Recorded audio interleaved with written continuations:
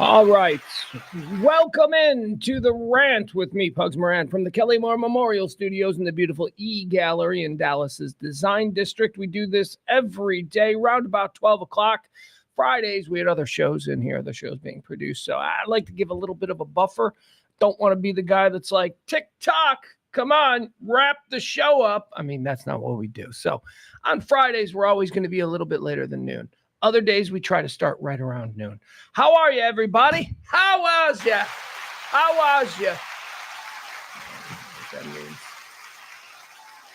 means watching NBC News Now, telling me that 227,000 jobs have been added to the economy in November. Christine Romans, she's very excited about this news. She has got graphs. What do we do on this show? We gather every day, normal people, not weirdos, not crazy people who are still invited to their family gatherings. That's who we are. We fill the chat room and we talk about all the day's news. It's talk radio of a form that I don't think you can find anywhere else because this show does not proceed through any agendized political lens. No. Most talk radio in this country is either sports or political talk, and I don't like either of them. I mean, actually, if I'm being honest, I can do both of them. Don't want to. What we do is talk about things that normal people talk about, normal stories. Yeah, sometimes we're going to dip a toe in stuff that's highly politicized. That's unavoidable in this day and age. But for the most part, we try to come at it like normal people, okay? And that's what we do. And by the end of the show, typically 2 hours maybe, you should be prepped up on all of the, conversation starters for this is a weekend show. So you can take all of these into the weekend. And anytime you're out with people and you see like a situation starting to get squirrely, you can go, hey, did you hear about the Hollywood winners and losers list for 2020? Let's talk about that. And not pardons or cabinet picks or, let's do that. So that's what this show is about. Let's what do they call it? Unplug from all of that. I perform the show, yours truly, in a stream of consciousness, which is just me talking. Next thought in my head gets blurted out. We do it in 4 quarters. There are 4 blocks to this show. It's for me. It's a device for me. First one we call Antecedently on This Day. Antecedently on this day is this day in history, or previously on this day, which is December 6th. Real good. I'm going to do a show about today. Maybe I should get the actual date right. Quarter 2 is birthdays. You know what that is. Quarter 3 is deads. These are people who died, the opposite of being born, and we decide where'd they go, heaven or hell. Quarter 4 brings up the rear of the show, but make no mistake, the caboose is the biggest part. It's all the hot topics. That's quarter 4. All the headlines, anything that's happening today, we'll get into that and we'll talk about it. Chat room is a place where you should feel free to offer your opinions on any of this stuff. We've curated. I like to say curated. Really, we look. Come one, come all. It's a good group of people by happenstance. So come on in, join the chat room, say hello. Jen is in the chat room. Jeff is in the chat room. Al is in the chat room. Pete is in the chat room. Sports Browser CC is in the chat room. Byron's in the chat room. Saw Peter in the chat room earlier. Al is in the chat room. Oh, by the way, we have executive producers. You might see that thing scrolling down below. This show has been on the air every day for 3 years. It runs on your tips, your gratuities. We have X amount of dollars that we need to make every month. It ain't much, but we do it, and we've done it for 3 years, and it's justification for, keep going. I can keep going. All right, it ain't great, but we can keep going. So we are in the midst. Actually, we're not in the midst. We are at the tail end of another pledge week here on the show. I think as we roll into Friday, the week started out promising. It ain't real promising. We ain't even at our average. I said when we started the show on Monday, we gotta make 50 a day. Boom, boom, boom, boom, right? 50, 250 for the week. Yeah, today we gotta make, I think, 65. So it's got squirrely somewhere. But we do have an executive producer. Executive producers are the people who tip the most on the previous day. We award them that title. And today we've got 2 people because we got 2 tips yesterday. 2 tips yesterday, and I ain't going to be a dick about it because I appreciate each and everybody. Thank you to today's executive producers, Martin and Al. Thank you. You're sharing it because it's the last day of a failed pledge week. And I'm like, man, I'm not gonna like make a distinction. So thank you, folks. You guys are awesome. Hi, Taronda. Taronda's in the chat room. All right, should we get started? What do you say? Let's just get started. Let's dive right in because we're getting late. I don't want to be here all day. Oh, I got to open up Google Drive. So how you guys doing? What did you guys do last night? Anything? Hey, I discovered a new show that might be good. It might be good. I'm 3 episodes in. 3 episodes. I'm like, so the first episode, I'm like, all right, I'll check this out. Why? Because the star of it is somebody I got a bit of a crush on. But I didn't know they had a show. Certainly, I didn't think they had a TV show, as I think of this person as like a classy actress. So I watched the first episode. I'm like, wait, what? She's got a show? So I watched the show, and I watched the first episode, and I'm like, this is a good show. And it was like 8:30. So I walked the dog. That's when dog gets an 8:30 walk. Walked the dog at 8:30 and came back in, and I'm like, I'm going to watch episode 2. So I watched episode 2. And then before you know it, I'm watching episode 3, and I'm like, I got to go to bed. I could stay up all night. So I got a new show that I think I like. 3 episodes in. I think I'm into it. It's on Apple TV. I know. You all just went, what? There's nothing good on Apple TV. There's actually a couple of things that are very good on Apple TV.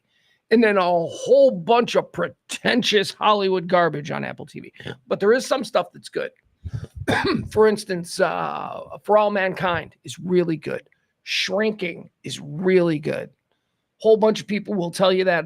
There's another show, the show with the guy that used to be in Parks and Rec. Adam something. The guy who's got the same name as a golfer. Anyway, people will tell you that show's good. I watched 2 episodes. I thought that show sucked. But, okay. Anyway, the new show on Apple TV, and it's not even new. That's how it's like. It's in season 2. I guess season 2. Season 2 apparently got 100% rating. And somebody wrote, on Rotten Tomatoes. So somebody wrote something about it, and I saw it. And I'm like, wait, 100% rating? And it stars Rebecca Ferguson. I love Rebecca Ferguson. Silo. You guys watching Silo on Apple TV? They got 2 full seasons. It's like in the middle of the season 2 right now. So be like me. I started on season 1. Season 1 came out last year. It's really good. It's okay. So who's it got? It's got Rebecca Ferguson, who like I said, I've got a bit of a crush on her. She's from the Mission Impossible movies. But she's also the White Queen. I don't know if you've ever seen the White Queen. That's where I know her from. Anyway, Rebecca Ferguson, she's kind of cool, kind of a cool actress.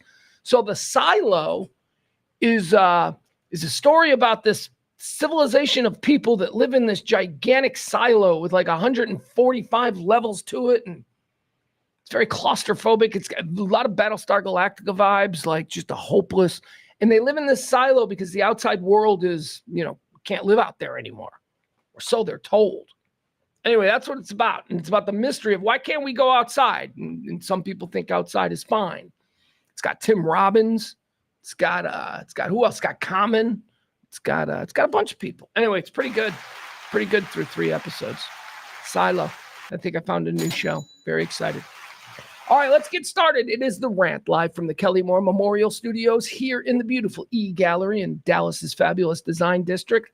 I am Pugs Moran of RadioMisfits.com, and this is The Rant for the 6th day of December, year of our Lord, 2024. Did you know 341 pages have been torn from the 2024 I almost said catalog. Well, it's catalog of days. Calendar. That means there's only 25 days remaining. 3 weeks and a weekend. That's what you got left. 3 weeks and a weekend. Vancouver, Canada is getting ready for Final Eras Tour. Apparently, this is big news right now on MSNBC. Not MSNBC. This is NBC News. Okay, very cool. Let's do quarter 1. What do you say? Antecedently on this day.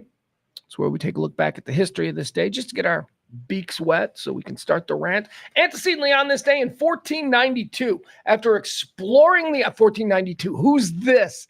It's that dick tripping idiot, Columbus. That's right. We're going to talk about something stupid he didn't know he did.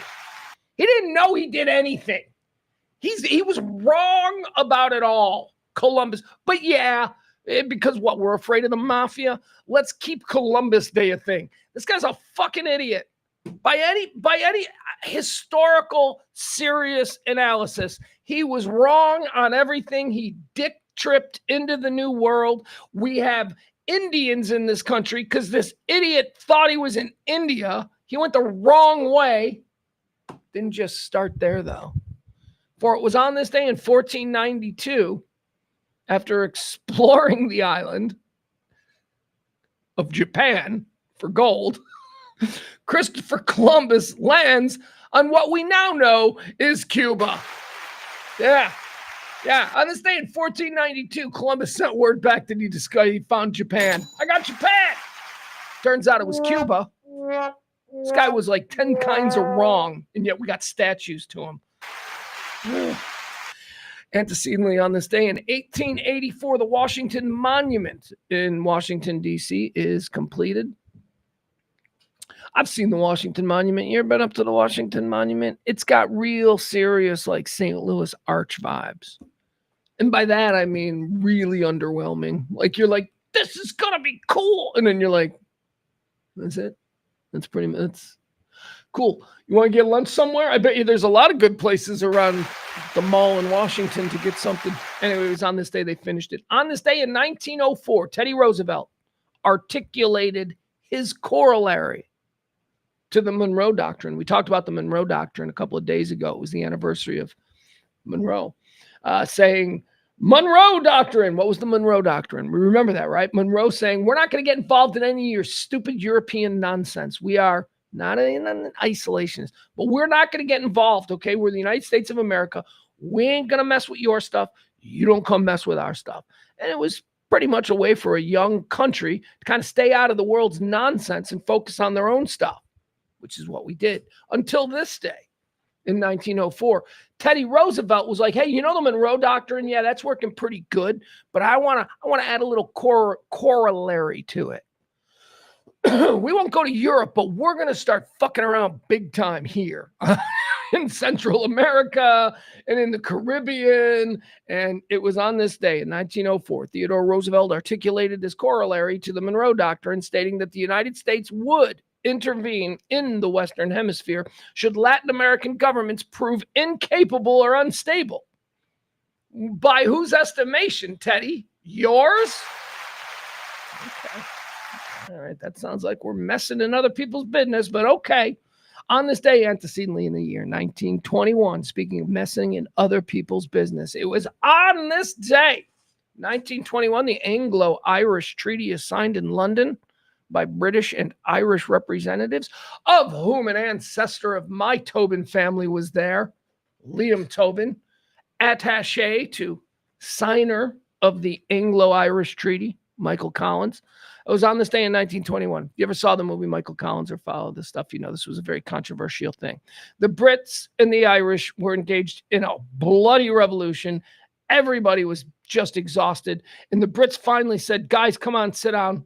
Okay, we're willing to talk. Because the Brits had until this point been like, we ain't talking to you dirty Irish scum, right? But the Irish fought back to the point where the British Empire was like, okay, all right. So the Brits said, look, upon further review, we don't really give a shit about Ireland. This was all just an ego play. So we're going to give you guys like 90% of the country, but you got to give us something to save face. So we're going to keep the 13 counties in the north. You can have like the other 35 or whatever it was. And that became the partition of Northern Ireland.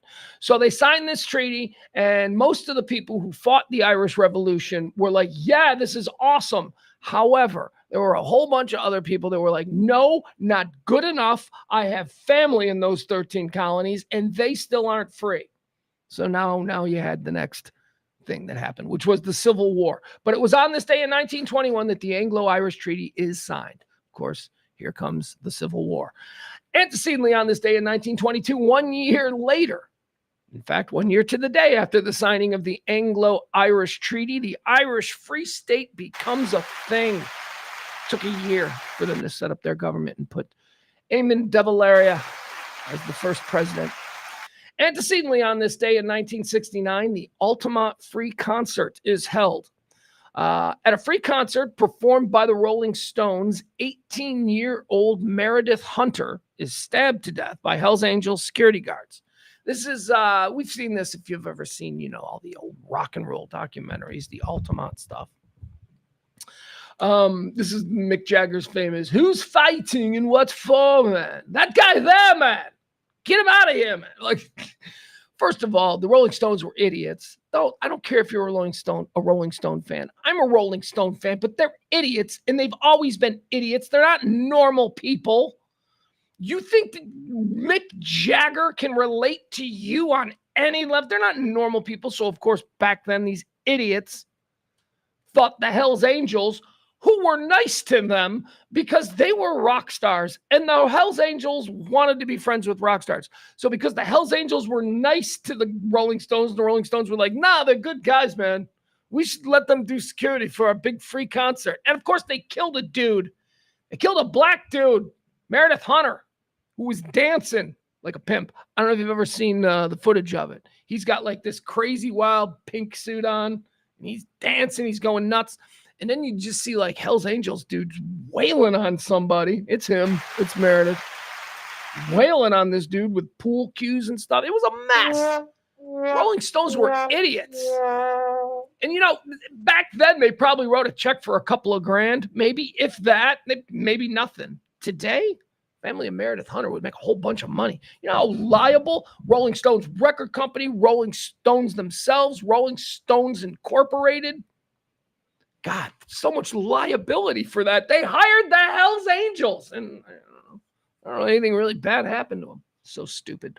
Antecedently on this day in 1995, the United States Food and Drug Administration approves Saquinavir, which is the first protease inhibitor to treat HIV/AIDS. Within 2 years of this day, annual deaths from AIDS in the United States fall from over 50,000 to approximately 18,000. So cut it in half. Now nobody dies of AIDS. They cured AIDS. They didn't cure AIDS. Let's not kid ourselves. That's not what we do. We don't cure things. We are now able to treat people with AIDS. You can live a full life with AIDS. The AIDS cocktail. All you got to do is take 369 pills every single day for the rest of your life.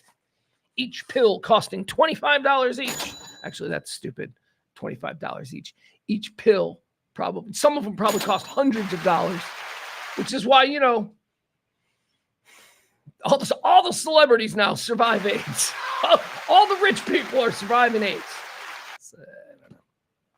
Treat people with AIDS. Nobody cared about it until it started to drift into the hetero community. Nobody really. Magic Johnson, like getting AIDS from like being the biggest player on the block. Magic Johnson getting AIDS through heterosexuals, that changed everything. People are like, what? Because in the beginning, we thought Magic Johnson was gay. People were, Magic Johnson's gay. And then that story was like, no, he wasn't. He's just a man slut. He's just a man slut. And any other man slut is now in danger of getting AIDS. Because the AIDS is no longer just in gay bathhouses and sick little kids. That was the other thing. As long as it was just kids die, they're dying anyway. I know they got AIDS through a blood transfusion, but nobody really cared. Once Magic Johnson and man sluts started getting AIDS, we had a remedy. Antecedently on this day, year of our Lord, 1995, the AIDS cocktail, the AIDS drug, the primary drug, Saquinavir, is okayed by the Food and Drug Administration. On this day in 2006, NASA reveals photographs taken from the Mars Global Surveyor suggesting, they said, the possibility of liquid water on Mars. Ladies and gentlemen, that's a game changer. Water on Mars. We did nothing with it, but still working on it. Still working on it. All right, let's do birthdays, folks. Q2, they say it's their birthday. Mr. Celebrities. Cutting the cake today. Born on this day in 1921. Another one of them dudes. These guys, we just forget. We just forget. So it's up to people like me who shouldn't know who this person is, but was told who this person is by an old man. Like we old men, we gotta keep these names alive. Born on this day in 1921. The Peyton Manning of his day, Otto Graham. Otto Graham was like a legit great quarterback, but By today's standards, he blew, right? Because they didn't really. Otto Graham played for the Cleveland Browns. You got these guys. You got the Johnny Unitises, the Otto Grahams, the Y.A. Tittles, Bobby Lanes. You got them all. And now they're all dead. Anyway, happy birthday. Born on this day in 1921, Otto Graham. Born on this day in 1941, celebrating a birthday, a guy we talked about yesterday. Because yesterday was the day he died. Yesterday was the anniversary day that he died. We put him in hell. He died the day before his birthday. Richard Speck, nurse killer, he's not a serial killer. What is the difference? Richard Speck is not a serial killer. Richard Speck killed like 6 nurses or something. South side of Chicago. He was like a weird merchant marine guy who worked on boats on Lake Michigan. He got his paycheck on a Friday, got like, I don't know, liquored up or something, and he broke into a nurse's dormitory where a bunch of young nurses were living, and he like just killed them. He just killed him. He's a crazy person. So anyway, he died yesterday. We put him in hell. No questions asked. Don't know if that makes him a serial killer or a spree killer, not spree, mass murderer. There is a difference between a mass murderer and a serial killer. Serial killer is somebody who I think in a serialistic manner, over a course of time, right? A mass killer, which is what Richard Speck, I think, is, just gets it all over in one night. All right, we're going to settle on that. Not happy birthday to you, Richard Speck, born on this day in 1941. Born on this day in 1948, here's one of these just disposable actresses from the 1980s that if she had just, I don't know what, maybe she had just not gotten old. What'd she hit, 40? So she stopped being a thing. This woman was like nominated for Academy Awards, it seems like 5 years in a row. Like between like 1981 and 1986, Jo Beth Williams was like one of the biggest actresses in Hollywood. And I don't even know if she's alive. She turned 40. They got rid of her. Jo Beth Williams, born on this day in 1948. Born on this day in 1955. Here's a baller, Stephen Wright, one of the funniest comedians in the history. Stephen Wright, genius. Got that really thick Boston accent and he's really strange, peculiar delivery.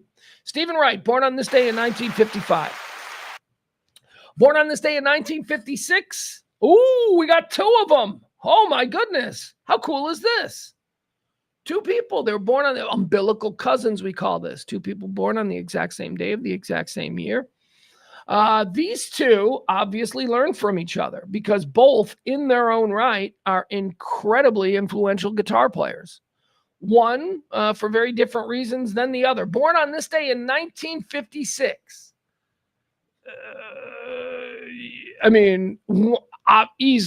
Easily the singular guitar player when it comes to the genre of college rock or 80s jingle jangly Athens, Peter Buck of REM. That dude tuned the guitar. When Peter Buck played guitar, you knew it was Peter Buck. You're like, that's Peter Buck. Oh my God. Peter Buck was great. Is great. Love Peter Buck. Love REM. Born on this day in 1956, the great Peter Buck. Born on this day also in 1956, another great guitarist. Ladies and gentlemen, Randy Rhoads. Wanna.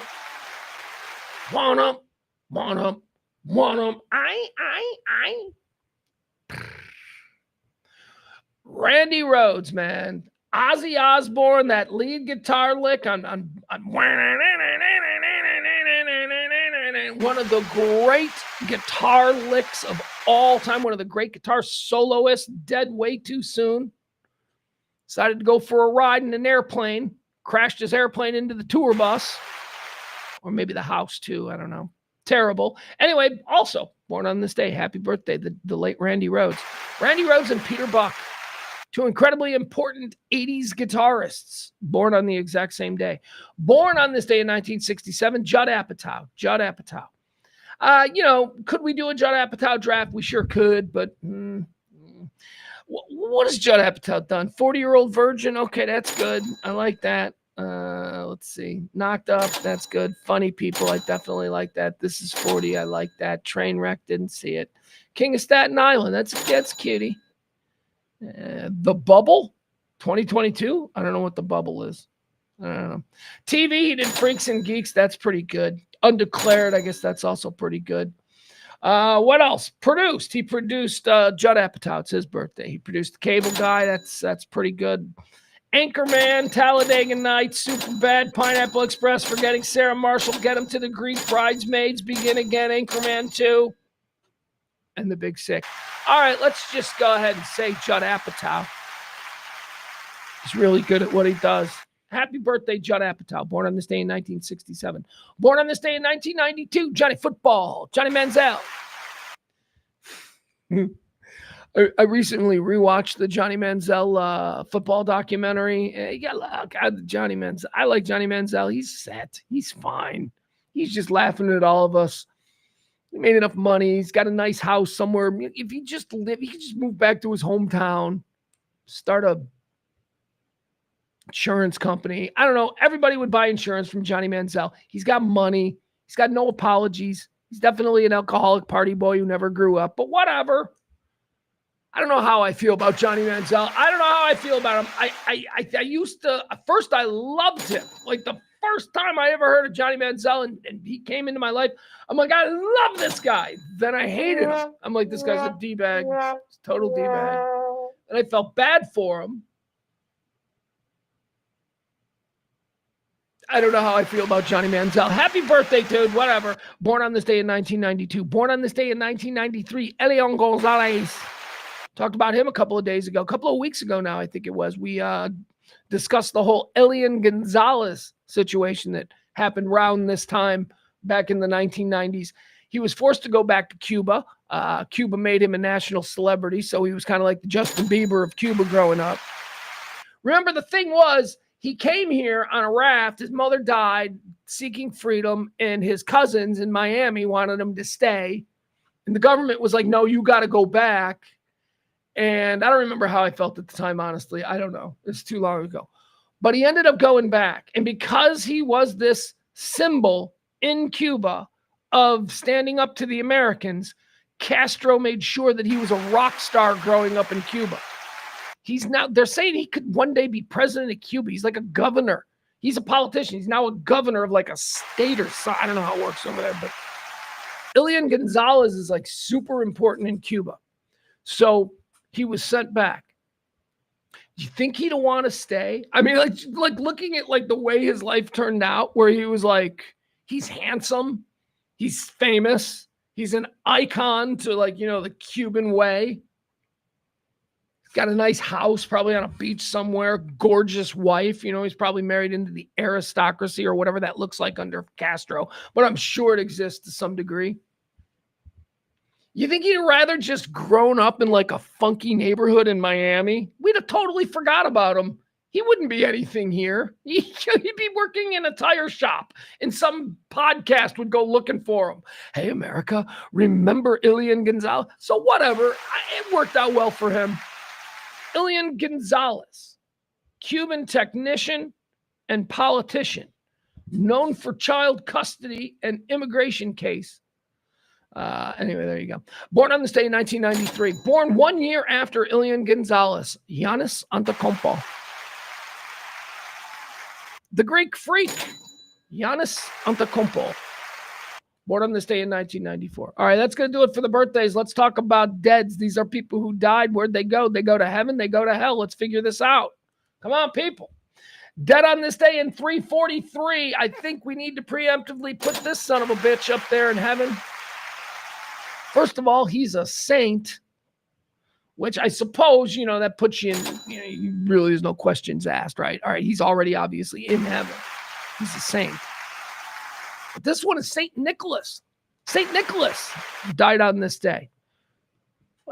It's not Santa. You know what I mean? Christmas Saint guy. They got Christmas Saint guy. What am I, drunk? It's like how somebody sounds at 10:30 at a bar on Christmas Saint guy. We're putting him in heaven, St. Nicholas. Dead on this day in 343. Dead on this day in 1988. How about Roy Orbison? Oh, he sang it like an angel. Roy Orbison, I always thought he was blind. Turns out not blind.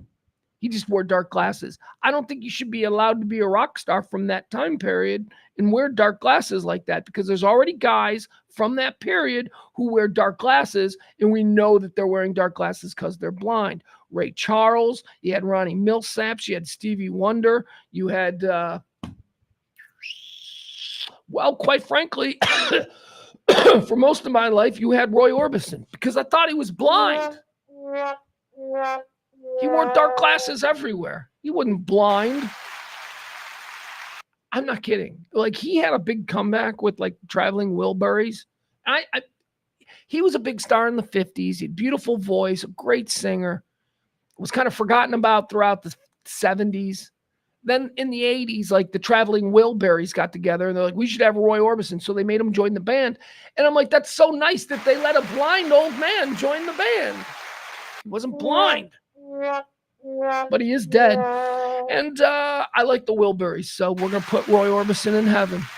At the end of the line. I like the Traveling Wilburys. I like them. They were, who's still alive? All right. Tom Petty, he's dead. George Harrison, he's dead. Roy Orbison, he died while they were Wilburys. So who does that leave? That leaves Jeff Lynne from ELO, and that leaves Bob Dylan. Who, by the way, that Dylan movie, they're saying Timothy Chalamet, saying that he's great. Whatever. Never really been a Dylan fan. Maybe I'll see it. Maybe I won't. Look, on the off chance that I get my kid this weekend. We're going to have a big kid weekend. On the off chance that my kid is like, I want to go see that Dylan movie, I'll go see it with him, because that's like a culturally relevant thing he needs to know about Dylan. And I haven't really done a good job of introducing him to Dylan. So, we'll kill that bird with one stone. I've never been a big Dylan fan. I understand. I'm like, yeah, that's cool. I get what he did. But the music itself is just never really attached to me. But whatever. All right. So Roy Orbison, we're putting him in heaven. Dead on this day in 1996, Pete Rozelle, commissioner of football, the first unifying commissioner of both the AFL and the NFL. He was demonized. Rozelle, you might remember, 85. Jim McMahon wore the Rozelle headband because Pete Rozelle was fining Jim McMahon for wearing headbands that had written in Sharpie on them certain causes he was involved in, POWMIA and juvenile diabetes. And because the cameras were all of the Bears in 85 were such a big band, big thing. Everywhere Jim McMahon went, the camera was always on him on the sideline. So he decided they're going to put the camera on me and talk about me as the punky QB. He's like, they're going to see me wearing headbands that advertise things. Now, of course, this began with Adidas. He was just wearing an Adidas headband, and the league was like, you can't wear an Adidas headband. So then he went with white headbands, and he started writing different causes, juvenile diabetes and that kind of thing. And then the league was like, no, you can't do that either. And then so Jim McMahon in the Super Bowl 20 wore a white headband with Rozelle on it. He was demonized in Chicago. I don't know what the rest of the league sort of looks at Pete Rozelle historically as. He certainly did a lot. I mean, he built the league. He deserves credit for that. So we're putting him in hell just because,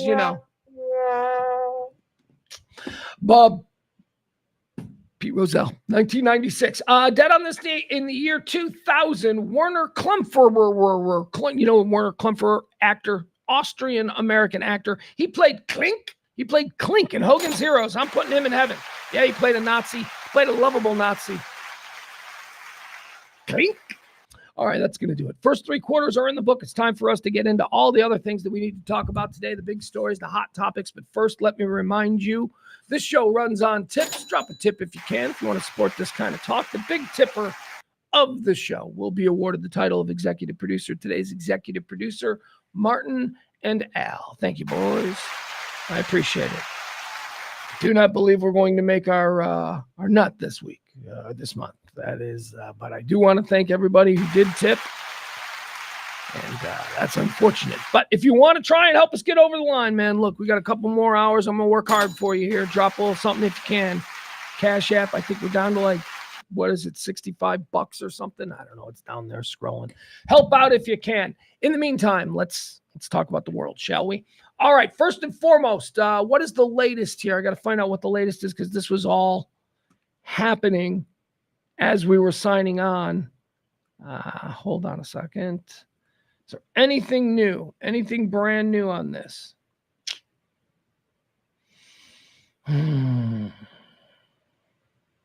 Okay, yeah. So I don't have anything new.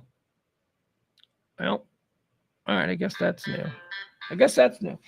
All right. The Daniel Penny case. We talked about this a couple weeks ago. Daniel Penny is he's the guy who put Jordan Neely in a chokehold on a New York subway train a year ago. Jordan Neely was having what is obviously some sort of mental episode.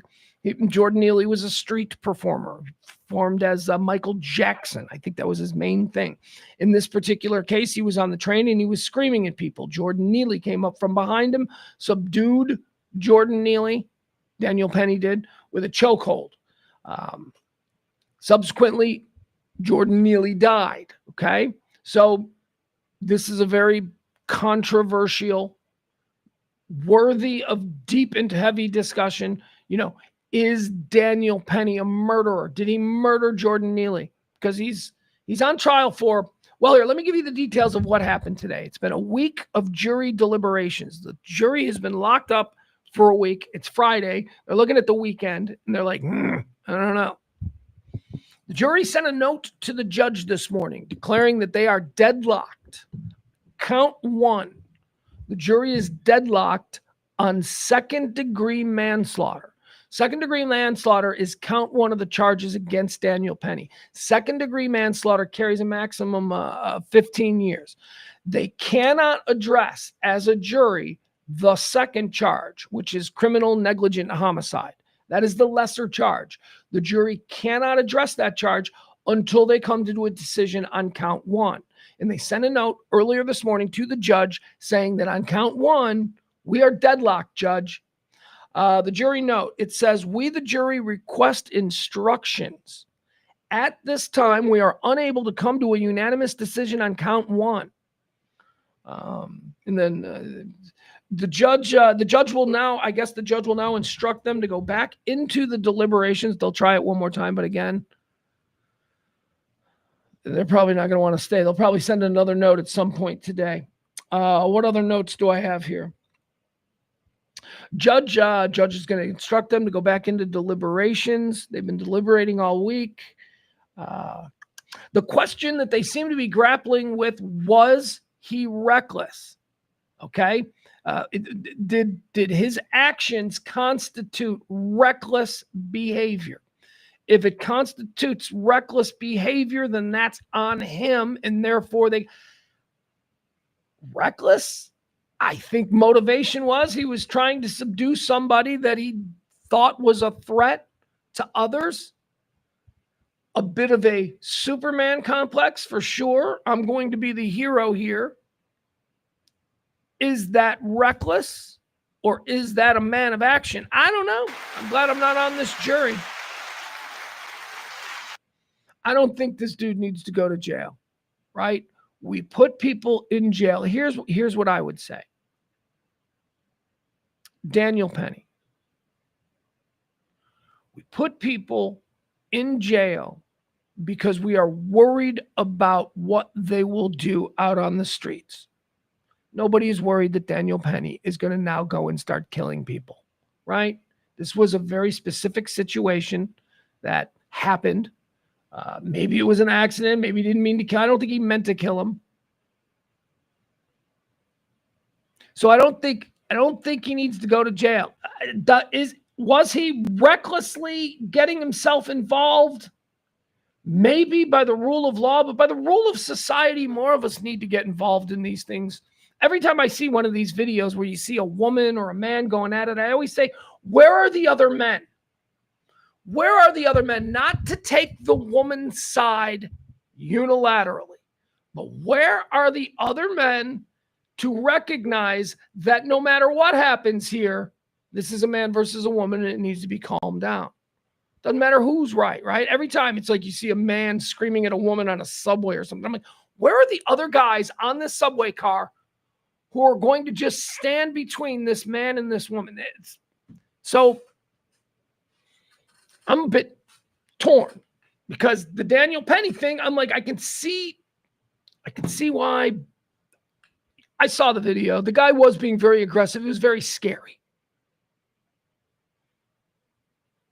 I don't know. I'm glad I'm not on the jury, right? So there you go. That's what's going on with the Daniel Penny chokehold case in Manhattan.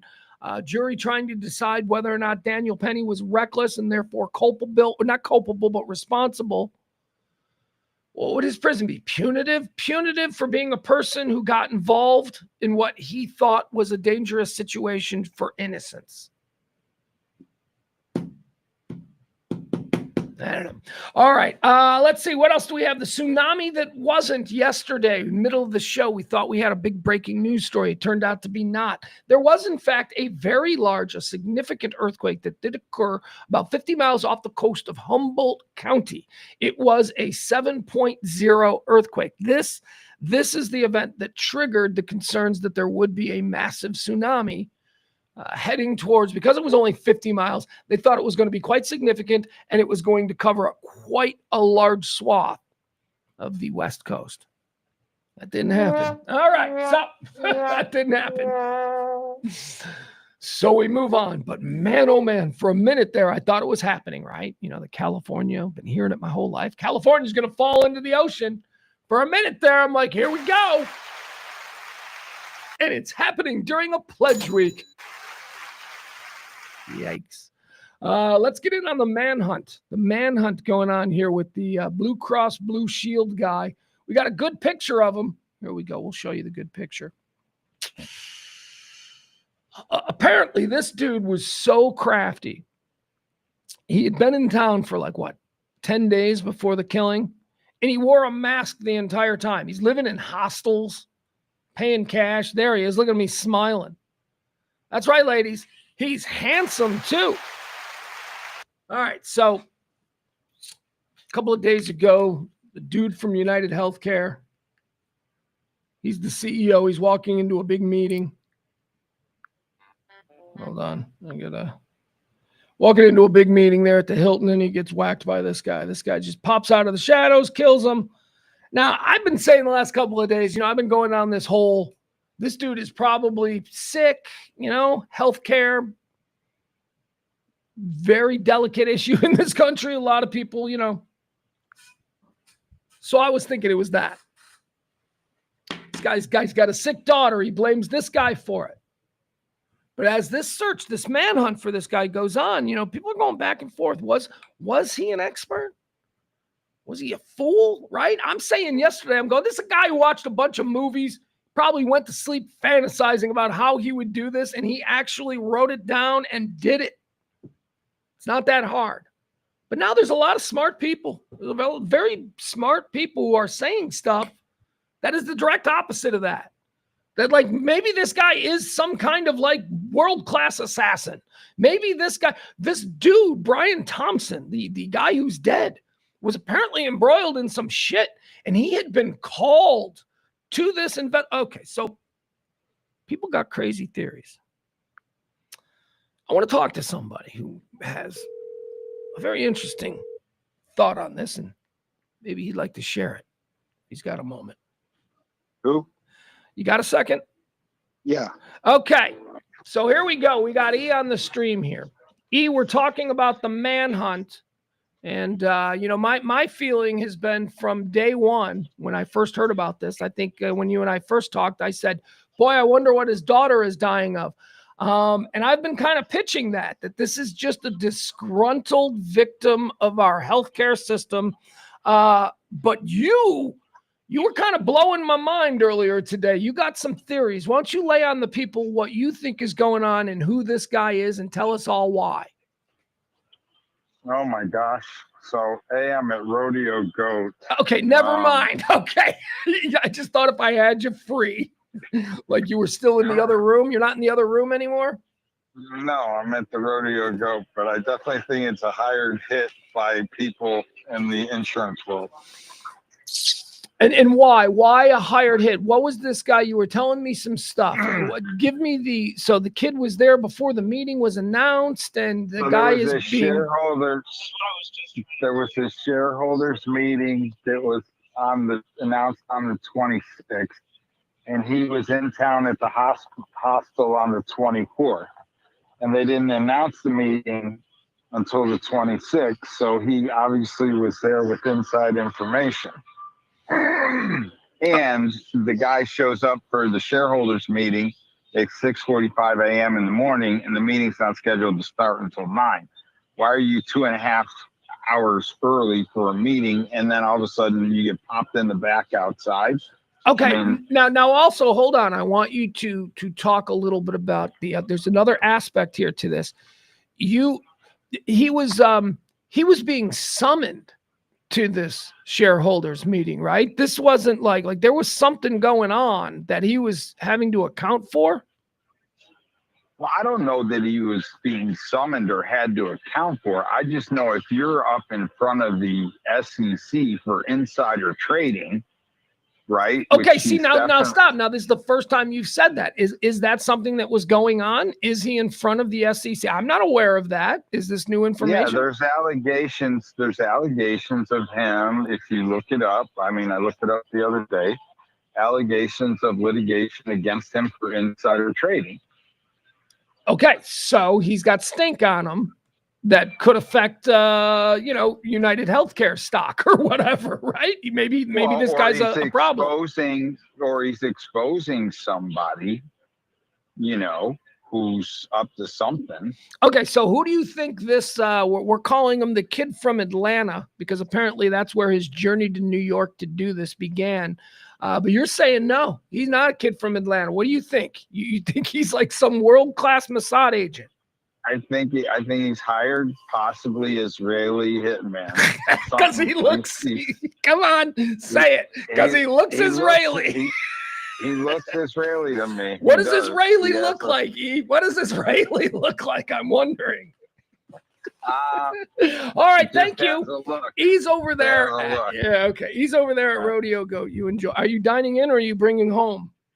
No, I'm dining in. I'm choosing the honey bacon blues over the road to Calcutta. The honey bacon blues is leading 7,676 to 3,082. So I don't even think the road to Calcutta is a consideration. I don't even know what you're talking about. What do you mean? Well, they have a burger battle. They have a burger battle.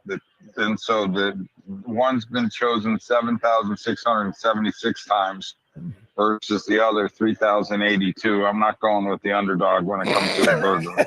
Okay, words to live by. That's why he makes all the big decisions around here. That's E of the E Gallery. Thank you, sir. Enjoy your burger. Right. There he goes. And that's pretty much our update now as far as the manhunt goes. A lot of you agree. A lot of you, looks like. And there's something more going on here. There's something. That guy looks like he's like a major in the Mossad. I'm like, really? Okay. What does that look like? What do you mean he looks like? I'm just saying.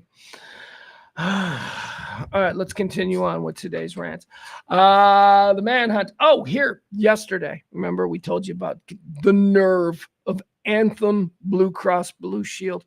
Anthem Blue Cross Blue Shield put out a nationwide press release that they were no longer going to be covering what they called exorbitant anesthesia, like for surgeries and stuff. So essentially, if your doctor performing whatever it is that's being performed to save your life or whatever, that doctor, he goes over an expected amount of time for the procedure, all of a sudden you're paying out of pocket for whatever anesthesia to keep you anesthetized is going to be used. That's what they said. Yeah. Well, we got a gallbladder replacement. Is that what they do? Do they replace gallbladders or they just throw them in the trash? I don't know. What is a gallbladder? No idea. So you're having a gallbladder operation. The insurance company yesterday said, yeah, that's going to be like a 45-minute thing. Anything over 45 minutes, we're not paying for the anesthesia. And as you can imagine, that did not go over well. So today, Blue Cross Blue Shield has reversed their position from yesterday. They thought they could sneak it in. They figured everybody's talking about the healthcare industry today, but they're talking about the guy that got shot. So we can release this and no one's going to cover it. It's going to totally get lost. What? You think the news is going to do multiple things on the healthcare industry? Who do you think buys their commercials? We do. So that's what they thought. They thought they could slide this in. Well, guess what? Nope. Everybody caught it. Everybody went nuts. Anthem Blue Cross Blue Shield reverses decision to put a time limit on anesthesia for surgeries. One of the country's largest health insurers has now reversed a change in policy Thursday after widespread global outcry, saying it would not tie payments in some states to the length of time, saying that it would not tie payments in some states to the length of time a patient went under anesthesia. So there are no longer, there was New York, Missouri, somewhere else, a couple other states, some pretty decent states. They're like, yeah, we're not going to pay for your anesthesia in those states. Toughen up. It's going to hurt. We'll pay for the gallbladder, but we ain't going to put you out. That's what healthcare in this country is. They got caught. And now they're backpedaling. So there you go. They'll try and slide it in. I mean, they'll get it back. Don't think the CEO of Blue Cross Blue Shield doesn't want that third yacht. He does, and he's going to get it. He's just not going to get it with this. They'll figure out another way. TikTok. Remember last year TikTok was banned? TikTok's going to be banned. And we were all like, first of all, they got a year. They got like a year to find a new owner. So it'll be fine. TikTok ain't going anywhere. Well, it's been almost a year. And instead of going out and legitimately trying to find an owner to meet the stipulations or whatever it is that Congress put on TikTok as a Chinese operating company, instead of going out and trying to find what they've been doing is fighting it in court. And today they lost. TikTok lost in federal court. A federal court, they were challenging the ban. And a federal court today said, yeah, no, the ban's real. You better sell. TikTok's future uncertain after appeals court rejects its bid to overturn U.S. ban. A federal appeals court panel on Friday unanimously upheld a law that could lead to a ban on TikTok in just a few short months, handing a resounding defeat to the popular social media platform as it fights for its survival in the U.S. The U.S. Court of Appeals for the District of Columbia Circuit denied TikTok's petition to overturn the law, which requires TikTok to break ties with its China-based parent company, ByteDance, or be banned by mid-January. It's coming up. All right, so now what? What's plan B? Find yourself an owner who will act as a puppet? Come on, the mob was able to do it in Vegas with their casinos. You think China's going to have difficulty finding a stooge to be the American puppet owner? TikTok ain't going anywhere. Kids like it too much. My kid is almost exclusively just like Mr. TikTok. That's the one he lets me know about. I'm sure he's on other things that I don't know about. I should ask him that. This weekend. All right, let's see here. TikTok banned. What else do we have here? Oh, Texas. All right. Let's talk about this. The Texas THC ban. Dan Patrick. I don't know who of my fellow citizens out there are actually voting for this rat-faced weasel skunk man. Dan Patrick. You can't see that this guy is like, first of all, no fun ever. A dickhead always. Y'all gonna fuck around and make Dan Patrick governor of the state. You're gonna. Now, how does a guy like Dan Patrick stay in power? Well, I'll tell you, because the opposition hasn't been running anybody that makes people go, yeah, I'd much rather have that. The opposition keeps running weirdos, and then they're just like, yeah, well, I'm gonna stay with the rat face guy. So here's the deal. Dan Patrick is turning it into his cause celeb, if you will, to get all of these. I've been telling you this for years, folk. Weed is legal in Texas. You want to get high? You want to, dude, let's get baked tonight. You want to do that? It's totally legal. All you got to do is you got to walk into one of these hemp stores and you got to buy some of this Delta 9 or Delta, whatever it is, Delta 8, whatever it is. Walk in and say, I want to get high on legal pot. It's the same thing. It's the same thing as marijuana. Hemp and marijuana are cousins. They both have the exact same thing that gets you high. It's just that marijuana, that stuff is still illegal. The stuff that's in hemp is no longer illegal because of a little trickery that was done back in 2018. The hemp law, the National Hemp Act. Trump was like, yeah, let's make hemp legal because they're going to make ropes for boats. I don't know. So hemp was legalized nationwide. And here's the trick. Hemp byproducts were legalized. Do you know what a hemp byproduct is? The shit that gets you high. Okay?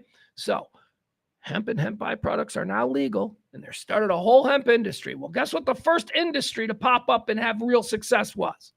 Not the rope industry. In other words, got some great ropes now made of hemp. No, it's like with computers. What was the first thing to pop up? Porn, right? Because the first thing we're going to try is like something that like, we're really into and we want to give. So porn was big in the early days of computer. Early days of hemp legalization, getting high. The shit that is in hemp that gets you high. See, you can't just take a hemp plant and smoke it and get high because there's not the amount in the single hemp plant that there is in the single marijuana plant. But it's in there.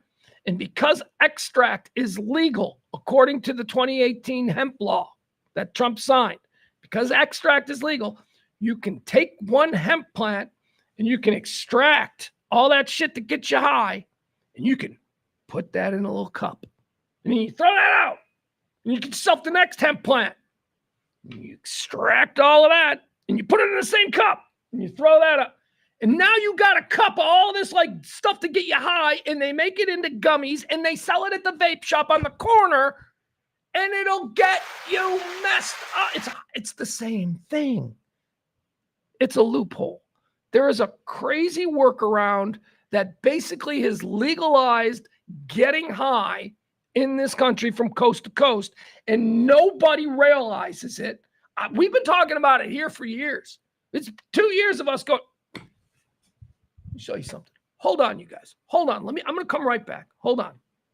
I'll be right back. Let me show you something.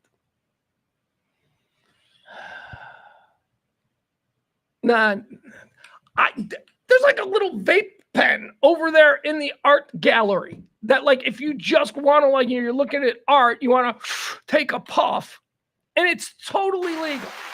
All right. So this is why when you drive down streets and you see the strip malls, and every strip mall has 3 vape shops, and you're like, how the fuck are these vape shops staying in business? Are this many people vaping? Are this many people want, coconut flavored nicotine? No, it's because these vape shops are legally selling weed. They're legally under the federal hemp law. Now, the federal hemp law of 2018 was codified here in Texas by the Texas Farm Bill. That was 2019. So you got the federal law, which legalizes hemp and all hemp byproducts in the United States, everywhere. So you got that one. And then in Texas, the year later, Abbott codified that with the Texas Farm Bill, which also legalized hemp and all hemp byproducts. So there's no question that it's legal.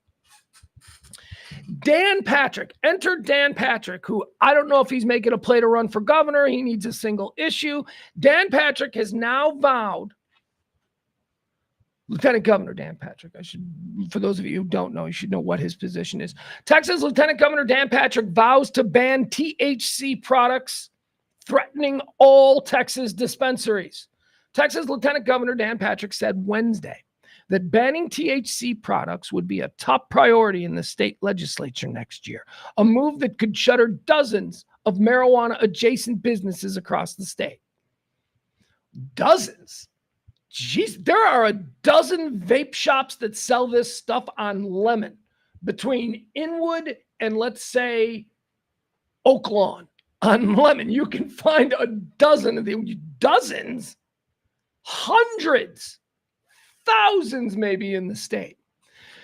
Dan Patrick, who presides over the state Senate, said that he would clear the path for lawmakers to prohibit all forms of consumable tetrahydrocannabinol, when lawmakers return in January. Recreational marijuana is illegal in Texas, but the state opened the door to THC varieties that can still produce a high when it legalized hemp in 2019. That's what I'm telling you about.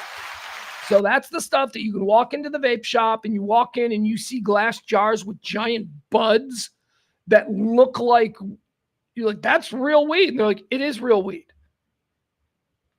It is real weed. Early on, using these vapes, people are like, nah, I like real weed. It is real weed, you fucking idiot. It's not fake weed. Well, I like stronger stuff. Yeah, strongest weed I ever had, I bought at a vape shop on Lemon Avenue. Knocked us on our ass, okay? That's one of the problems because some of these things are unregulated and they are incredibly powerful. Dan Patrick argued in a statement that the 2019 law, that's the one here in Texas, Patrick argued in a statement that the 2019 law had been taken too far, leading to the proliferation of products with higher levels of THC than traditional illegal marijuana. Yeah, you're damn right. You're damn right. Higher levels of THC to get you fucked up more, and it's legal. And you're trying to take this away from us? God damn, man. The single issue that unifies the crazies on the left and the crazies on the right in this country is weed legalization. Nobody has a problem with it. Everybody's like, yeah, whatever, man. Can we just move on past this? This fucking clown is like seriously making, who does he think Texans are? You show me a Beto-loving, liberal, blue Texan, and you show me a redhead hat MAGA oil worker Texan, you know what those dudes have in common? They'll fucking sit at a picnic table and smoke a joint together. And Dan Patrick thinks that like this is going to be his big issue. The Dan Patrick music. All right, he goes on to say, here's his big complaint. Dan Patrick says that retailers, all the vape shops, he's talking to all the vape shops we see, retailers have exploited the agriculture law to sell life-threatening, unregulated forms of THC to the public, and they've made them more easily accessible than ever. Oh, shut up. Marijuana products, which are also derived from cannabis plants, contain higher levels of THC than hemp, and they are still banned in Texas outside of a limited medical marijuana program. Okay, so there you have it. That's Dan Patrick. Why is my phone going crazy? Let's unplug that. All right, so Dan Patrick trying to close up all the vape shops and trying to drive me back into an illegal lifestyle. I mean, I don't really. But you know what I'm saying? Like if I want weed, now I got to find a drug dealer again, Dan? You're opening that. I used to be able to just go to the corner store. Check. And you can do it from coast to coast. People just simply do not understand. They don't get it because it makes no sense. That's the beauty of this situation. People are like, wait, like if you get somebody high off one of these things for the first time, they'll be like, oh my God, I am so high. This can't be legal. No, it's 100% legal. How can it be legal? Weed is illegal. Yeah, it is illegal, but this isn't weed. This is hemp. But I'm just as high as I've ever been with weed. Yeah, I know. That's the loophole. That's what they're trying to shut down. Why? This was a workaround so that you could do what everybody knows is the right thing. Marijuana needs to be legalized at the federal level. It is an industry. It is a cash crop.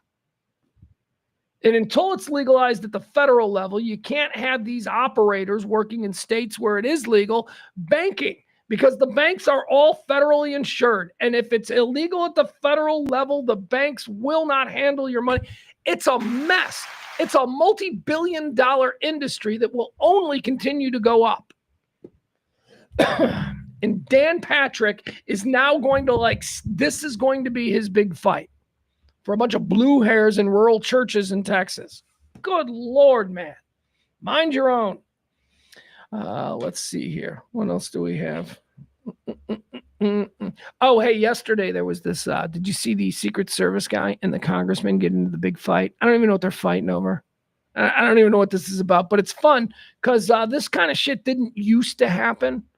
And it happens with regularity now where you have, I don't know, I never trust the congressman asking the questions. I always feel bad for the person who's being dragged in front of a performative Congress, which is on both sides what happens every time. So I don't really know what this is, but let's watch let's decide who we like more.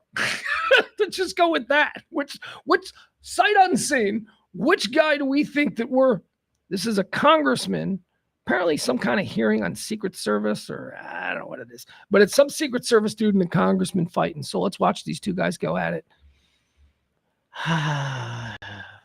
Oh, really? No way. You're going to make us watch an ad. Thank you. What is that, a Restream ad? All right, hold on. Here we go. Yes, sir, I do. Okay. Was that the remembrance of September 11th? It was. Was it in New York? It was at Ground Zero. Okay. Who is usually at an event like this closest to the President of the United States, security-wise? The SAC of the detail. Special agent in charge of the detail. Were you the special agent in charge of the detail that day? Actually, let me address this. Could you please, staff, leave that? Oh, no, leave that one up with the circle around me. Thank you. So actually, Congressman, what you're not seeing is the SAC of the detail out of the picture's view. And that is the day where we remember the more than 3,000 people that have died on 9/11. I actually responded to Ground Zero. I was there going through the ashes of the World Trade Center. I was there at Fresh Kills. I'm not asking you that. I'm asking you, Congressman. were you the special agent in charge? To show respect You were not. for a Secret That's Service a bunch of member horse hockey. that died on 9/11. Oh, that you're trying to be. Do not invoke 9/11 for political purposes. Oh, that not. I'm invoking this. You are, sir. Gentlemen, And you are out of line. I would like to ask him a question. Please. You are out of line, Order. Congressman. Don't Way try out to of bully line. me. I am an elected member of Congress, and I'm asking you a serious question, and you are I playing am a public politics. servant who has served this nation, and You spent won't answer time the question. on our day, on our country's darkest Mr. day. Chairman, Committee you will not come answer- to Do not order. politicize it. Committee will come to order. I'm asking you serious questions for the American people, and they're very simple. They're not trick questions. Were you the special agent in charge that No, day? I wasn't. I was there Oh, no, representing Mr. the Chairman, United I'm States just Secret asking you yes or Service, no. sir. Mr. Fallon, your and time's did not expired. affect protective Fallon, You know operations. why you were time's there? expired. Because you want to be visible, because you are auditioning for this I was job there to that pay you're not gonna respect for a get fallen till member of January this 20th. agency. You endangered You are President out of Biden's line, life, Congressman. Vice You President are out of Harris's line. life, because you put those agents out of position. Mr. Because you have a Chairman. radio with Mr. you? Fallon, You your were time a- has you have a expired. weapon? Mr. No. I did, sir, and you are out of line. Mr. Chair. Oh, hold on. There you go. That is a hostility. That is a tone of voice between those two men. 1, 2, 3, 4. Hold on. Sorry, the mics. That is a tone of voice between men that is typically reserved for a wife and more specifically an ex-wife. Those guys were, that was some real, like, I'm getting mad like that. You don't, that's how you get an ex-wife, using that tone with people. There you have it. All right, that's how the sausage is made. That's our country at work. What else do we have here? Let me see.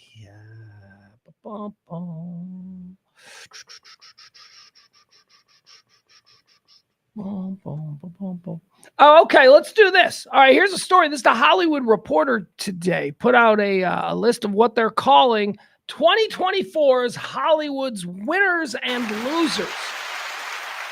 Now, Hollywood doesn't know what the hell they're doing. They are in complete dumpster fire, but they're still going to pretend like they have some kind of influence around the rest of us. So here we are. This is the Hollywood Reporter. These are the biggest winners and the biggest losers in Hollywood for 2024. All right, here we go. Let's see. Hollywood's biggest winners. Some of them are kind of obvious. I haven't seen this article yet, but it's a list, so I like to go through the list together live. But there's a couple that I'm sure I'm going to see. All right, winners. Zendaya and other former child stars. Yeah. 4 stars who got their start on the Disney Channel / Nickelodeon are on quite the hot streak. Zendaya was the emotional core of the blockbuster Dune Part 2, and her sexy tennis drama Challengers managed to pull in 100,000 million. 100,000 million. Challengers managed to pull in 100 million globally. Who else? Ariana Grande, Selena Gomez, and Lindsay Lohan is back, ladies and gentlemen. According to the Hollywood Reporter, those are your winners, child stars. Losers. All right, here people who are losers. Now, this is the first one that I thought when I thought, boy, I wonder how quickly they're gonna wait to mention Kevin Costner's name. That's right. The world needed another McLean Stevenson, so we got Kevin Costner. He left Paramount's Yellowstone, which, basically resurrected his career. Let's not kid ourselves. When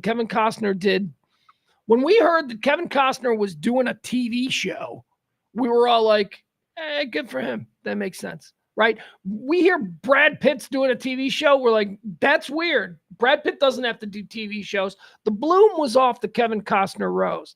Then he does Yellowstone.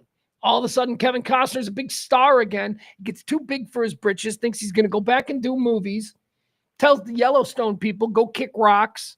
He's like, I'm going to do this gigantic epic. And because he was hot at the time, some stupid movie theater gave him like $1 billion and said, you're back, baby. And then he made a dumbass Western and it failed because Taylor Sheridan didn't write it. And now he's a big loser. Kevin Costner, huge loser in 2024. He's got no show. He's in debt. He's got no money. I'm sure he'll be fine. I mean, ultimately, he's Kevin Costner, and I would much rather wake up tomorrow as Kevin Costner than me. But who else? People really appreciate a filmmaker who pursues a challenging passion project and then takes a personal gamble to deliver a daring vision to theaters. Except, of course, when their projects are cruddy. Francis Ford Coppola, he did it too. Coppola with his Metropolis. He put everything, he went like 120, a megaopolis. That's what it is, megaopolis. Coppola had this like passion project. It was going to be his last great film, and he put in like 100-something million of his own money. And guess what? Nobody saw it. Looks stupid. People are like, it's confusing and weird. There you have it. All right, losers. Kevin Costner and Francis Ford Coppola. Winners. Joe Rogan and podcast disruptors. You know what that is. Let's see how they describe that. Joe Rogan seemed like a kingmaker this election cycle. His 3-hour normal-ish sounding podcast interview with Trump 1 week before the election became Apple's most popular. Let's see. Runner-up, Alex Cooper. Alex Cooper may have taken some shrapnel for her Harris sit-down, but it boosted Call Her Daddy to a new level of mainstream relevance right after she signed a mega Sirius XM deal. Let's see here. Club Shay Shay gets an honorable mention. Charlemagne the God podcast gets an honorable mention. And Bill Maher gets an honorable mention. So those are winners. How about some losers? Joe Biden and the whole Kamala Harris cheer squad. So what this is the social media wing that was, basically the left.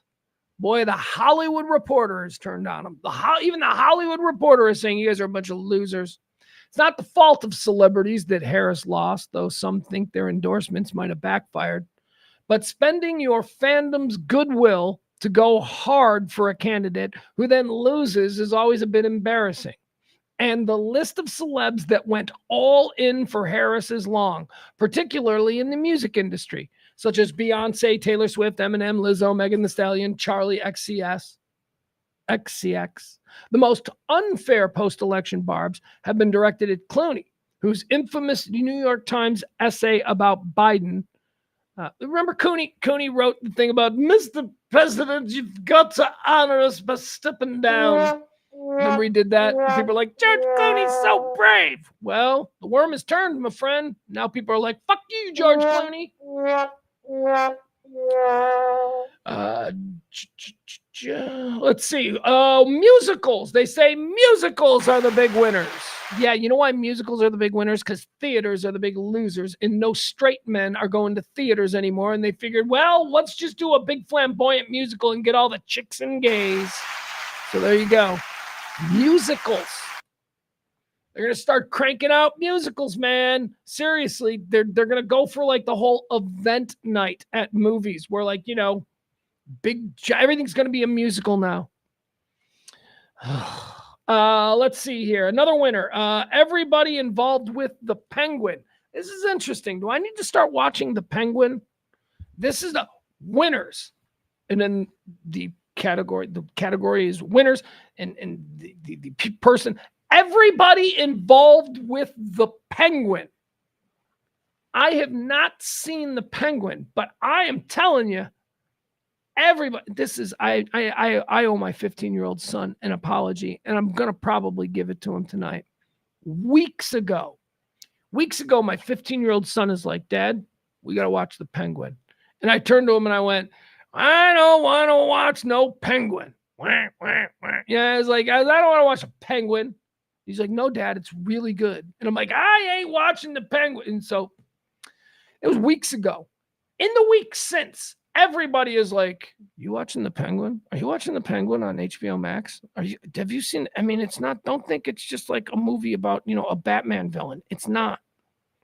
They're like saying it's like The Sopranos. Like friends who are like Sopranos freaks are like, no, dude, you need to watch the Penguin. It is more real. It's not. So let's see why they say it's a winner. Winner from the Hollywood Reporter. Everyone involved with the Penguin. HBO needed another win this year between a stultifying season of House of Dragon, the cancellation of Tokyo Vice, and its dreary Dune Magic Nuns show. That's true. The Dune show is not grabbing me. And DC needed a win because of nearly everything they've made in recent memory. The Penguin on Max was supposed to be a limited series to hold the Batman fans over until The Batman Part 2. Instead, the show scratched that post-Sopranos itch for HBO to return to a mob drama genre and cast a much wider audience net than anybody in the DC universe ever expected. Becoming the streamer's third biggest first season show ever, Colin Farrell plays the Penguin. Is that the deal here? All right, I'm going to read any more, but that's supposed to be really good. So I guess I'm going to start watching the Penguin this week. I guess we'll see. Let's see. Big losers in Hollywood in 2024. So big winner, everybody involved with the Penguin. Big loser, everybody involved with the Joker Part 2. Weirdly, the Penguin and the Joker tried the same thing. Do Batman without Batman by focusing on an iconic villain. Make him seem like a real person in a gritty urban hellscape, then add a strong female co-lead and some time at the Arkham Asylum. While HBO's Flightless Bird soared, Folie à Deux was so difficult to endure that I don't even want to see that. Do you guys see the Joker? It's like available to me to watch, and I've just been like, nah, no. I got to be honest, though, guys. I thought the original Joker was a little bit overrated. Thought the original Joker was kind of, not as great as everybody thought. It's so incredible. I'm like, well, I liked how it paid homage to King of Comedy. What? Yeah, it's the entire Joker film is based on Martin Scorsese's King of Comedy. No, it's not. It's based on Batman. No, it's, well, I see what you're saying there, but it's based on the filmmaker. No, I didn't like the Joker. Thought it was like, eh. I do remember it made me go back and watch the King of Comedy, and I'm very, very happy to have done that because that's low key like a top 3 Scorsese film. If I got to make a list of my favorite Scorsese films, King of Comedy is top 3. It is. All right, let's see here.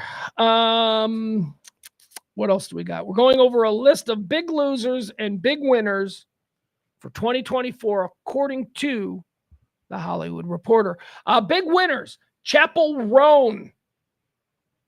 Chappell Roan's a singer, and it says Chapel Roan and the Pop Girls of Summer. So, and this is the first time I'm going to feel comfortable doing this, or confident, I should say. Chapel Roan is a woman. She's a girl. Okay. You don't know these days. Like, for some reason, I thought she was a trans person. Maybe she is. I don't know. It doesn't change anything. I am unfamiliar with her music. I don't have an opinion on her as an entertainer. I am simply right now a middle-aged man going, here's what I think I know about Chapel Roan. I thought she was a trans person. But now, but see, here's the problem.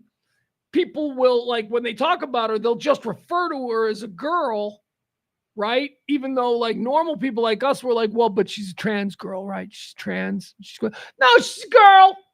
Okay. All right, I guess that shouldn't matter. But anyway, you know, the mind works, and I think of things, and I can't stop myself from thinking. Doesn't make me bad. Okay, so Chapel Roan is, I guess, a girl. But how far are we from having like the next like big pop star who like crosses over and becomes a legitimate pop star just for being a pop? Do we have any trans pop stars? Is my point. Like, is there like a Madonna or someone who rises to the level of a Miley Cyrus, you know, pop hits, a Taylor Swift? Do we have one of those, a trans person yet? And I would think it's going to be male to female trans. Like, I don't, you know what I mean? Like, I don't think it's going to be a girl. Could be. Like, I could see that in like metal. I could see like a metal lead singer breaking through a trans man.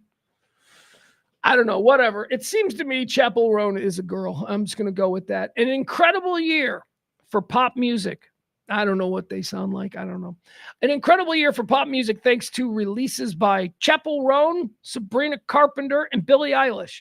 I'm pretty sure Sabrina Carpenter and Billie Eilish are definitely women. Roan arguably delivered the most infectious album of... I didn't hear it. I can't go on with it. Lost. Chapel Roan, big winner of 2024. Big loser of 2024, Katy Perry. For some reason, Katy Perry is getting Ben Affleck. I don't know why. I don't know why Katy Perry's getting Ben Affleck. What do I mean by that? Ben Affleck, for some reason, everybody just decided they were going to hate Ben Affleck for like a decade for almost no tangible reason. Like, I couldn't figure out why. And so here's what it came down to. It came down to the fact that Ben Affleck became famous at the same time as his good friend Matt Damon. Ben Affleck seemed to talk more. Ben Affleck was just, or Matt Damon was kind of quieter. And I think people started to be like, well, we like Matt Damon more because Ben Affleck had opinions. Ben Affleck turns out is really smart and articulate, and he's got a worldview and he shares it. And so people started to what? Maybe criticize, like Ben Affleck became the bad guy. Simply because Matt Damon's stupid and doesn't have opinions on stuff.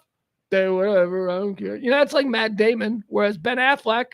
So anyway, for some reason, for like 15 years, it was totally programmed into all of us to be like, Ben Affleck sucks. I never went with that. I'm like, why does he suck? And then he became Batman. And people were like, oh, great. Oh, Batman's dead. And I'm like, dude, Ben Affleck is one of the better Batmen. Ben Affleck is actually really cool as Batman. And you know what? Not for nothing. Ben Affleck is actually really cool, and he's actually really talented. The dude is not a hack. I don't understand it. People just turned on him. We do this in Hollywood. Pete Davidson is an example of the opposite. I don't understand why everybody made Pete Davidson famous. I like Pete. He seems nice. Certainly doesn't have the talent to measure up to the level of fame that he has achieved.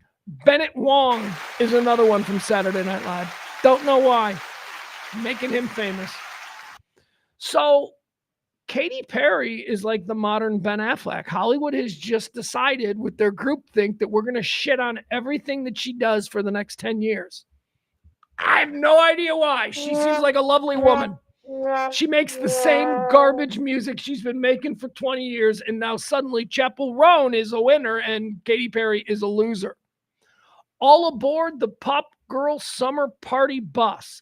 Not so fast for you, Katy Perry. You see the meme? It's what? Why are we all hating on her now? I don't know. If I hung out with more like 17, 18-year-old girls, maybe I'd know. I don't know. Or is that the thing? Like, you got to be 30-year-old girl to understand Katy Perry now, because Katy ain't a kid anymore. She ain't doing like kid music. I don't know. She's an older woman. That's got to be it. That's got to be. She's just getting older. She's getting older. That's why we're shitting on Katy Perry, just because she's getting older. And guess who's shitting on her? Like the Hollywood left. You're the problem. You've normalized such treatment of aging women. All right, Katy Perry sucks, according to Hollywood this year. Chappell Roan, awesome. Big winner this year, Aliens. That's right, the Alien films, big winners. At the box office, there was Alien Romulus, resurrecting the Alien franchise, and also A Quiet Place Day One, once again. Okay, so people are into aliens. Very good. Get in line, folks. I've been into aliens for decades. What is that? The hell? When did my backdrop change? Did you guys see that? I mean, I'm not complaining. That ain't too bad, although it's kind of washed out. I do like my flag.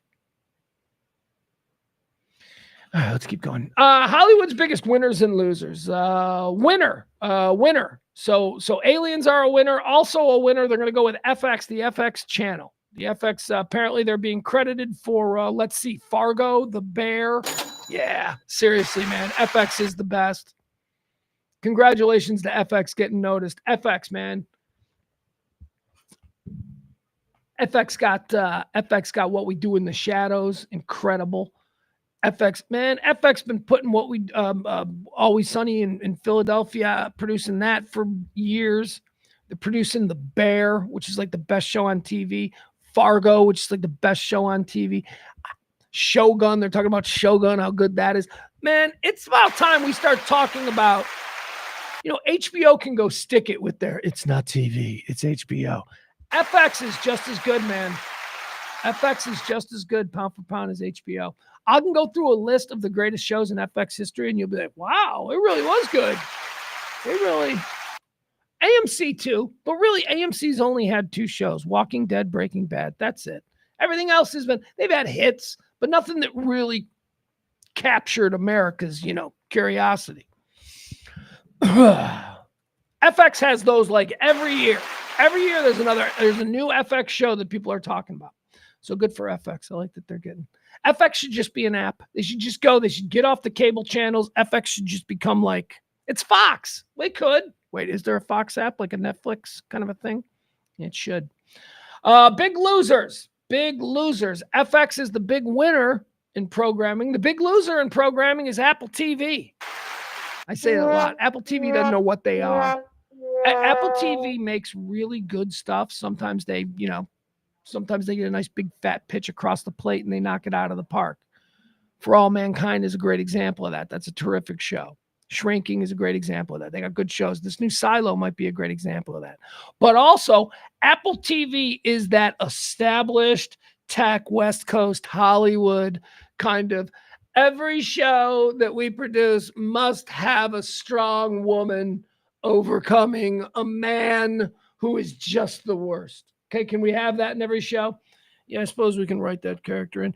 Also, every show must have at least 3 characters of some kind of, orientation that is not considered. That's what they do. And so they just got these shows that are just loaded up with social moral messaging, Apple. They fell for that a lot. They need to move away from that. They need to just do good shows, please. Just do good shows. What else does Apple have that's good? They got some one-off stuff that's good, but they struggle. They struggle with the preachy Hollywood bullshit too much. Netflix was kind of falling into that for a while, but they not as bad as they used to. Big winner, Nicole Kidman. And older actresses. They're saying older actresses. All right, that's good, I guess. That's progress. Kidman had an incredible year. It's not about older actresses. It's about people are staying younger, older. People are living longer, okay? It used to be that, you were dead at 60. So yeah, your acting career was done by the time you were 35. Now, people are living to be 100. Nicole Kidman could be making movies for the next 50 years. There's going to be Jessica Tandy roles in her future. She's going to get a good 10 years in Hollywood where she plays the grandma. And people will be like, that grandma is actually Nicole Kidman. You kids don't know who she was, but she. So I don't know. I don't know if it's just that Hollywood is, or just, a 40-year-old woman is hotter in 2024 than she was because we're all older. We're all older anyway. And plastic surgery is better.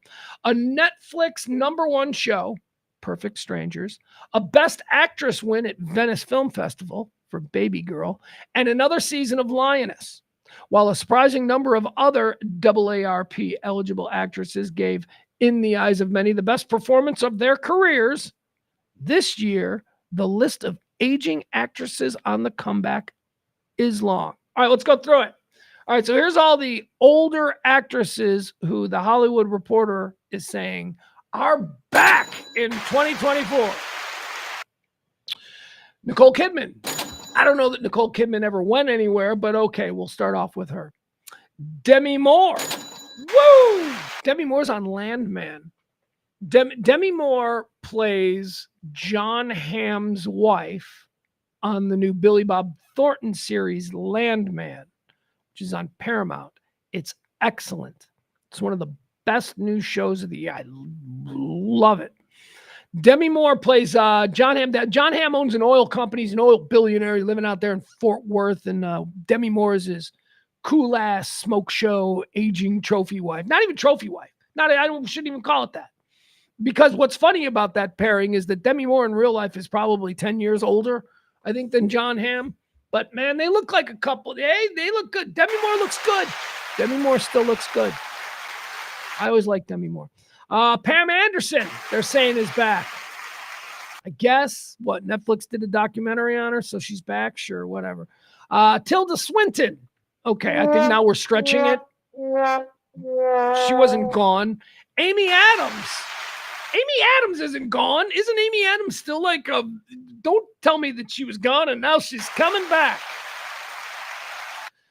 That's it. And Julianne Moore. It says Julianne Moore, The Room Next Door, is something that she was in. So Julianne Moore is back. I don't know if Julianne Moore is back. I think Julianne Moore got a role after not having a role in 10 years.